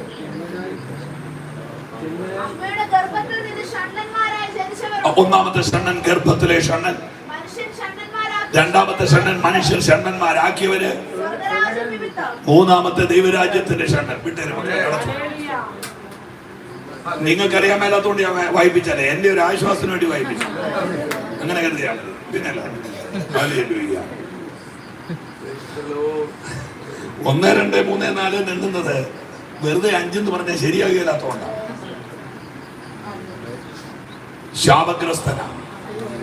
പക്ഷേ ഈ ക്രിസ്തുശാസ്ത്രം പിടിച്ചു വന്ന ഈ ദൈവമനുഷ്യൻ പറഞ്ഞു, ലിനന്റെ വെള്ള ഷർട്ട് ഇട്ടവർക്കെല്ലാം ചർച്ചയിൽ കയറാന്നല്ല, അക്വബയുടെ വെള്ള ചുടുതാർ ഇട്ടവർക്കെല്ലാം ചർച്ചയിൽ കയറാന്നല്ല, മീഴ്ച പഠിച്ചവർക്കും അങ്ങനെയുള്ളവർക്കും കയറി ഒരൊറ്റപ്പിടുത്തം പിടിച്ചു. ഞാൻ നീ ഉണങ്ങിയ മരമെന്ന് ഷണ്ണം പറയണ്ട. അതിന്റെ അർത്ഥം എന്നറിയാവോ? നിന്റെ വേര് പൊട്ടിച്ചതിനെ പച്ചയാക്കാൻ കരുത്തുള്ള ഒരു കാൽവറി എഴുതിട്ടില്ല. ഈ ദൂത് അലിയിച്ചങ്ങ് വിട്ടു ഈ മനുഷ്യൻ. യേശു കർത്താവിന് ഇത്രയും വർഷത്തിന് മുമ്പ് 1750 വർഷത്തിന് മുമ്പ് ഒറ്റ പൊട്ടിയിൽ പൊട്ടിച്ചതാ ഈ സാധനം. അന്ന് തൊട്ട് ഈ ഷണ്ണൻ എന്ന് പറയുന്ന സാധനം ഇങ്ങനെ ക്ലാവ് പിടിച്ച് കിടക്കുക.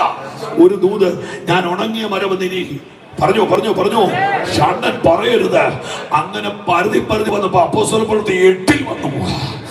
56 പ്രവചിച്ച ഷണ്ണൻ ദേ വരികയാ. ഇന്ന് രാത്രി എഴുതി വെച്ചോ, നീ വാഗ്ദത്തം തേടണ്ട, വാഗ്ദത്തം നിന്നെ തേടി പിടിക്കാൻ. എനിക്കറിയില്ല, ഇന്ന് രാത്രി ബെനിച്ച എന്നോട് കർത്താവ് പറയുന്നു, ചിലരോട് പറഞ്ഞ വാഗ്ദത്തങ്ങൾ വെളിപ്പെടാനുള്ള കാലമായി. കരമൊന്ന് ഉയർത്തി പിടിച്ചൊരു ഹല്ലേലൂയ. ഓക്കെ, പെട്ടെന്ന് പറഞ്ഞു വരാം. ആമേ. ഒരു ഷണ്ണൻ എത്യോപ്യ രാജ്ഞിയുടെ ധനകാര്യ വകുപ്പ് മന്ത്രി, കറൻസി ഇട്ട് കളിക്കുന്നവൻ, ഡോളറും ദിനാറും പൗണ്ടും ദിർഹവും ഒക്കെ ഇട്ട് കളിക്കുന്ന ഒരുത്തൻ. അദ്ദേഹം വരുന്നത് ഒരു രാജ്യത്തിന്, എന്നെ കേൾക്കുന്നുണ്ടോ? ഒരു രാജ്യത്തിന് മോനെ എക്സിബിന്റെ കൈ എന്നോട് കൂടെ നിൽക്കണേ. ഒരു മനുഷ്യൻ വരിക. ഈ വരുന്ന മനുഷ്യൻ ഒരു സാധാരണ പഞ്ചായത്ത് പ്രസിഡന്റ് അല്ല. ഈ വരുന്ന മനുഷ്യൻ ഒരു ഏരിയയുടെ ജില്ലാ സെക്രട്ടറി അല്ല. ഈ വരുന്ന മനുഷ്യൻ ഒരു രാജ്യത്തിന്റെ ധനകാര്യ വകുപ്പാണ്. അങ്ങനെയാണെങ്കിൽ അദ്ദേഹത്തിന്റെ സെക്യൂരിറ്റി സിന്ധി കാറ്റഗറിയാണ്. അങ്ങനെയാണെങ്കിൽ ഒരു മെലിഞ്ഞ കുതിരയെ കെട്ടിക്കൊണ്ടല്ല അയാൾ വരുന്നത്. ഒരു പക്ഷെ 7 കുതിരയെ കെട്ടി ഒരു രാജരഥമാകാം. എന്റെ ഭാഷ പറഞ്ഞ ഒരു വൈറ്റ് ഹൗസിലെ വണ്ടി. ആമേ പൈലറ്റിക്ക് ഇപ്പൊ ഫ്രണ്ടിൽ പോകുന്നുണ്ടാകും വേറൊരു രഥം. അദ്ദേഹം ഒരു നോർമൽ മനുഷ്യനല്ല. ഓ, ഒന്ന് പ്രാർത്ഥിച്ചോളൂ. ഒരു നോർമൽ മനുഷ്യനല്ല. ആമേ എത്യോപ്യ കടന്നൊരു മനുഷ്യൻ വരുവാ. ദേവദാസന്മാരെ എന്നോട് കൂടെ ഒന്ന് വരണേ. ആ മനുഷ്യൻ പോകുന്ന എങ്ങോട്ടാന്ന് അറിയാമോ? യെരുശലേം ദേവാലയത്തിലേക്ക്.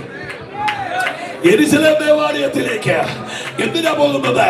ആമേ അദ്ദേഹത്തിനൊന്ന് ആരാധിക്കണം.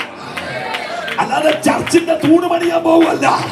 അദ്ദേഹത്തിനൊന്ന് ആരാധിക്കണം. അപ്പൊ നിങ്ങൾക്കൊരു കാര്യം മനസ്സിലായോ? ആമേ പൈസ പരിഹാരമാണെങ്കിൽ ധനകാര്യമന്ത്രി പ്രാർത്ഥിക്കാൻ പോകണ്ട. പക്ഷെ പണം പരിഹാരമല്ല.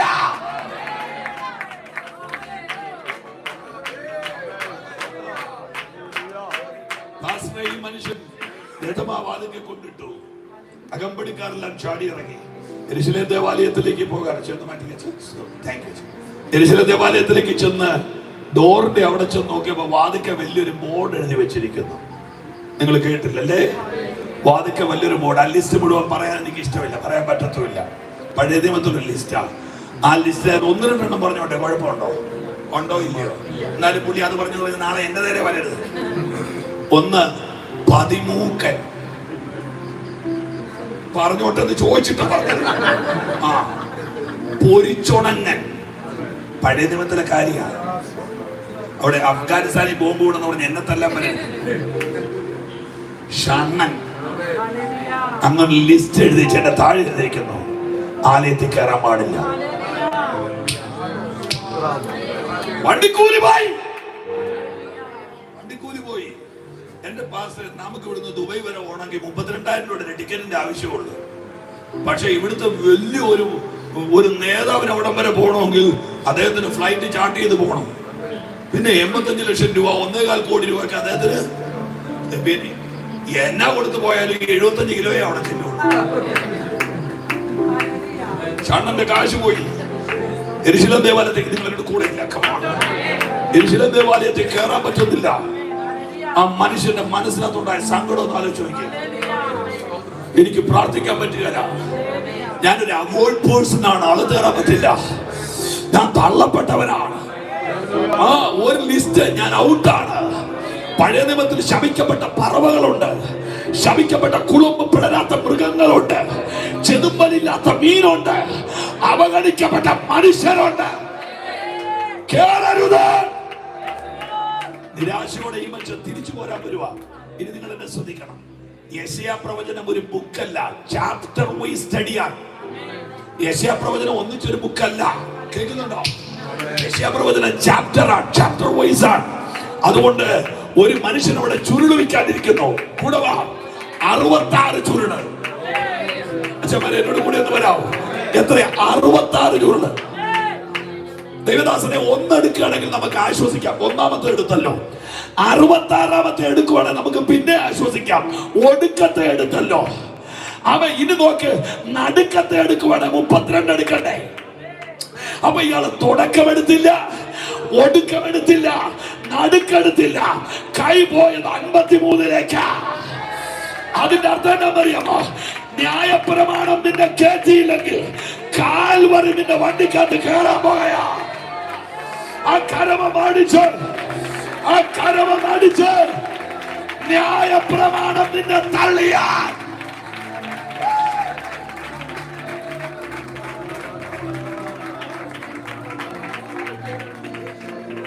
ക്രൂശി മനുഷ്യന്റെ വണ്ടിക്കകത്ത് ചാടിക്കയറി.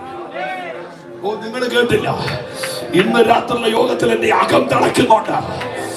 ആരൊക്കെയോ തള്ളിയോ നിന്റെ അടുക്കലേക്ക് ഇന്ന് രാത്രി കാൽവറി ഇറങ്ങാൻ പോകയാ. നിന്റെ കുടുംബത്തിനകത്ത് കെട്ടിച്ചുമത്തിയ ശാപം നിന്റെ തലമുറയുടെ മേൽ കെട്ടിച്ചുമത്തിയ ഇതൊരു സാധാരണ രാത്രിയല്ല. ദൈവത്തിന്റെ തീതിനകത്ത് കത്തുകയാ. ഏതൊക്കെയോ വീടുകളിൽ കെട്ടിച്ചുമത്തിയ ശാപം. വിശ്വസിക്കുന്നവർ കരമടിച്ച് ഇന്ന് രാത്രി കാൽവറി, ഇന്ന് രാത്രി ക്രൂശ്. ഞാൻ ഇനി ഉണങ്ങിയ മരമല്ല.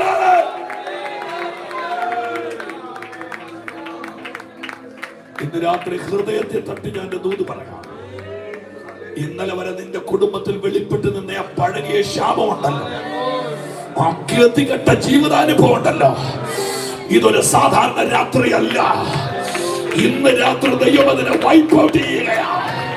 കാൽവറി നിന്റെ വീട്ടിൽ ആക്റ്റീവ് ആകാൻ പോകുകയാ. കരമടിക്കാമെങ്കിൽ കരമടിച്ച് യേശുവേ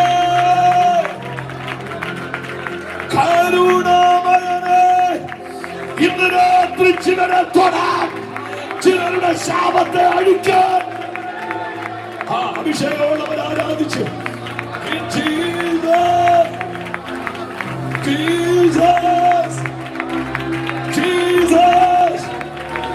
നിന്റെ തലമുറയെ തൊടുന്നു, നിന്റെ കുടുംബത്തെ തൊടുന്നു, നിന്റെ ആരോഗ്യത്തെ തൊടുന്നു, നിന്റെ സാമ്പത്തിക അനുഭവത്തെ തൊടുന്നു. ക്രൂശ് ക്രൂശ്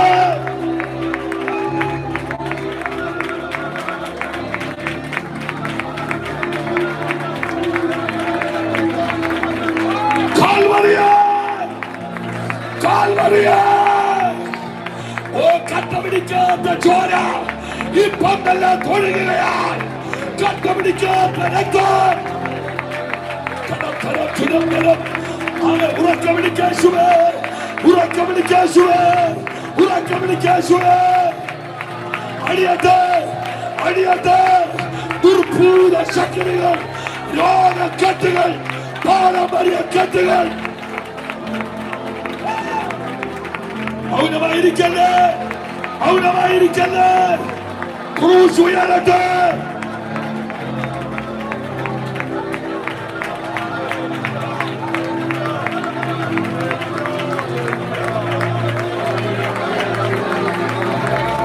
നിന്റെ വീടിന്റെ വിടുതലാണ്, നിന്റെ തലമുറയുടെ വിടുതലാണ്, നിന്റെ സാമ്പത്തിക മണ്ഡലത്തിന്റെ വിടുതലാണ്. പാപത്തിന്റെ ശക്തി അഴിയുകയാണ്, ശാപക്കുരുക്കുകൾ അഴിയുന്നു.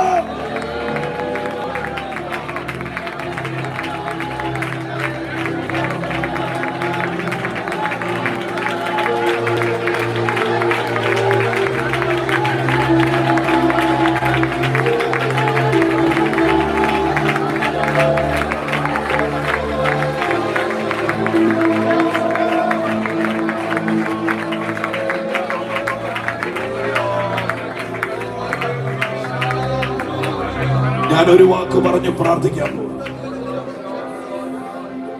കേറരുതെന്ന് പറയുന്ന ന്യായപ്രമാണം, കൂടെ കേറുന്ന കാൽവറി, ഇനി ഷണ്ണൻ ഞാനൊരു ഉണക്കമരമെന്ന് പറയാൻ ഒരുമിച്ച് ഒന്ന് എഴുന്നേറ്റ് നിന്ന് ആരും പോലെ ഒരു മിനിറ്റ്.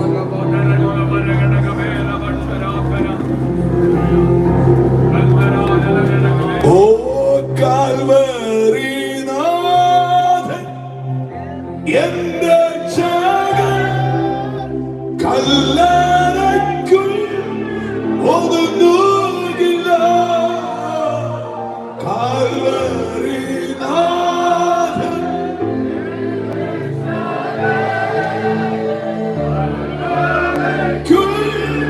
ഒതുങ്ങുകില്ല. മൃത്യുവേ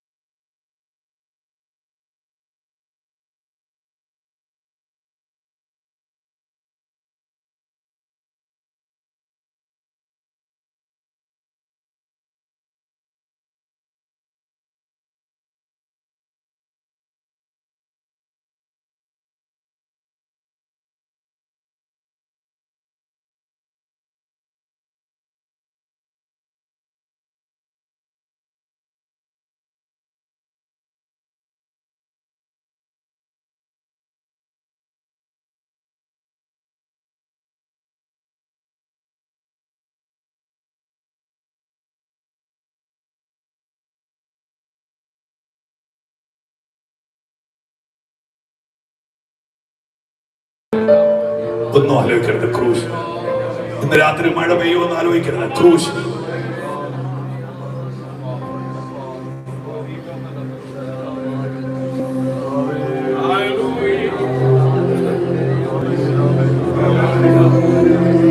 കുഞ്ഞാടേ കുഞ്ഞാടേ വാഴ്ത്തുക, യേശു ജീവൻ നൽകി വീണ്ടെടുത്തല്ലോ. കുഞ്ഞാടേ വാഴ്ത്തുക, യേശു ജീവൻ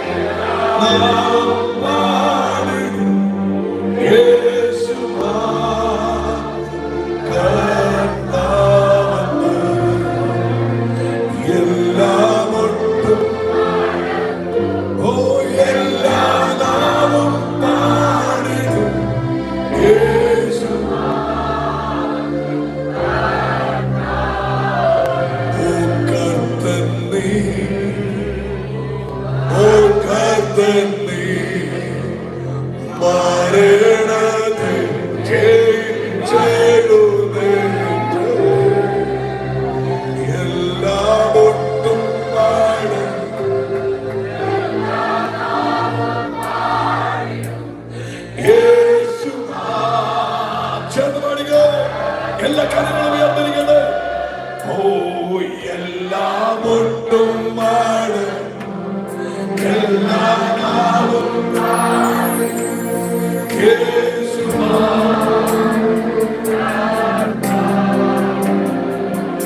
ഓ എല്ലാം ഒട്ടും ആണ്. ചെറുപാട് ശബ്ദം ഉയർത്തി നാവും പാടിടും യേശു.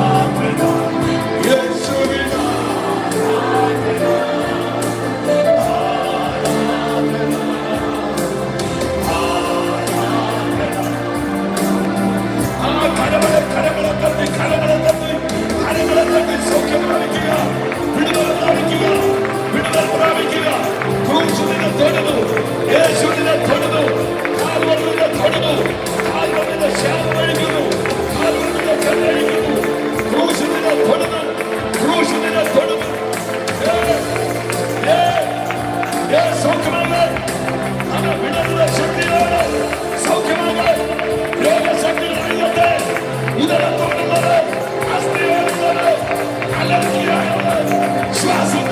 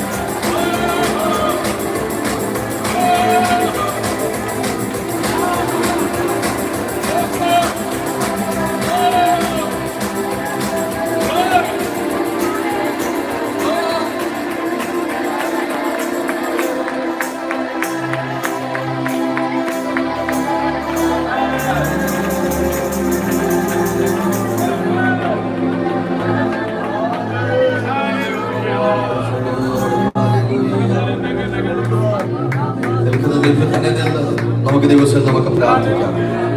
മഹത്വത്തിന് പ്രത്യാശയായ ഞങ്ങളുടെ സ്വർഗത്തിലെ നല്ല ദൈവമേ, അനുഗ്രഹിക്കട്ട നല്ല രാത്രിയായി ഞാൻ ദൈവത്തെ സ്തുതിക്കുന്നു. രാത്രി ഞങ്ങളുടെ നടുവിൽ അങ്ങ് എഴുന്നള്ളി വന്നിരിക്കുകയാൾ സ്തോത്രം. ഈ നദി ചെന്നിടത്തേക്കെയും ചലിക്കുന്ന സകല പ്രാണികളും എഴുന്നേൽക്കപ്പെടുമെന്നതിന് പ്രകാരം രാത്രി ആത്മസാന്നിധ്യത്താ ഞങ്ങൾ നിറച്ചതിനായി സ്തോത്രം. ദാസനെ ഞങ്ങൾക്കായി ഇവിടുന്ന് ഉപയോഗിച്ചല്ലോ. ആ ക്രൂശിനെ ഒന്നും കൂടി ഒന്ന് കാണുക, ക്രൂശിനെ ഒന്നും കൂടെ സ്നേഹിപ്പാ, ക്രൂശിനെ ഒന്നും കൂടെ അനുഭവിക്കുക, ക്രൂശിന്റെ മഹത്വം ദേശത്തൊന്ന് വെളിപ്പെടുത്തുവാൻ അവിടുന്ന് സഹായിച്ചതിനായി സ്തോത്രം. ഇന്ന് രാത്രി ഇവിടെ വെളിപ്പെട്ട ദൈവസാന്നിധ്യം നാളുകളിൽ ഞങ്ങളുടെ സാക്ഷിയാകട്ടെ, നാളുകളിൽ ഞങ്ങളിൽ അത്ഭുതമാകട്ടെ. കർത്താവിന്റെ ദാസനായി സ്തോത്രം ചെയ്യട്ടെ. ഉപയോഗിച്ചല്ലോ കർത്താവേ, തന്നെയും തന്റെ കുടുംബത്തെയും തലമുറകളെയും ഇത് രാത്രി ഞങ്ങൾ സഭയായി അനുഗ്രഹിക്കുകയാണ്. അനേകിടങ്ങളിലേക്ക് അഭിഷേകമായി അയക്കണമേ.